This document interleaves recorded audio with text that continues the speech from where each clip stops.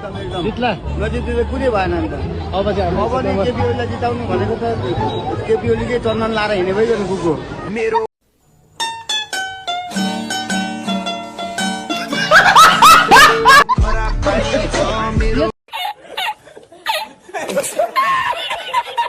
एमाले आयो भने त एउटा बाँसो घोषणा मासु पो खाने यस्तो अन्त बजिएका बान्दा यहाँ एमाले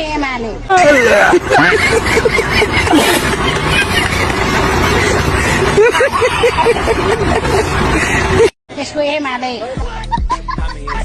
आउनु पर्यो नि त। अब काङ्ग्रेस माथे एमाले माथे यी तिनटालाई लहर क्या बात है सर, क्या बात है सर, क्या बात, ये बात है।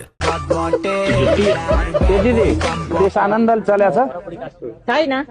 यो देश आनन्दले नचल्नुको कारण को हो? कुन पार्टीहरूले गरे भन्नु त? एमाले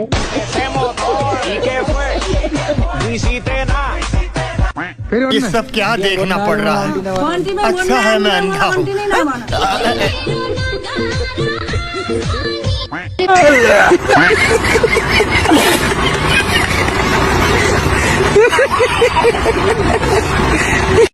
बाई बा छोडिदिनु भन्छु हामी। अब सिधै छोडिदिनु। तपाईँ घरमा हरे राम जपेर बस्नु यसरी भन्छु हामी।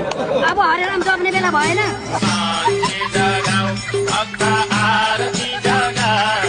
केपी ओलीले दिएको भत्ता खाएर रविलाई भोट हाल्ने भन्ला नि फेरि आमा। त्यो दुनियाँलाई ठगेर ल्याएको पैसा दिइहाल्छ नि। मेरो खराब पानी छ मेरो। अब ओली प्रधानमन्त्री कि पर्छन् ल? हजुर ओलीलाई प्रधानमन्त्री बनाउन चाहनुहुन्छ कि पर्छन् ल? यो भातलाई बनाउँछन् प्रधानमन्त्री।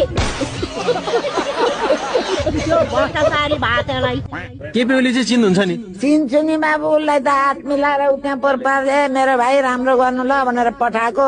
तर सबै भ्रष्टाचार गर्नु, सुन व्यापार गर्नु, मान्छे व्यापार गर्नु, भोटाने भनेर बेच्नु भने आफू सुने त मेरो त उल्टो पो सुनेको ओलीकै एरियामा बसेर केपी ओलीलाई झापादेखि के भन्न चाहनुहुन्छ? गदारी भन्न चाहन्छु। के चाहन्छु है यहाँका जनता सन्तुष्टि छैनन् ओलीबाट? कोही छैन कोही। है झोलेहरू त होला नि होला। तपाईँलाई यति बेला बुढेसकालमा भत्ता दिएर पाल्ने नै एमाले केपी ओली बाबुले ल्याएर दिएको हो। मेरो खराब पानी छ मेरो। के छ भोट केमा हाल्ने त? भोट म जान्जी हो। अब फेरि पनि चुनाव हार्ने अवस्था आयो भने मतपत्र च्यात्ने हो।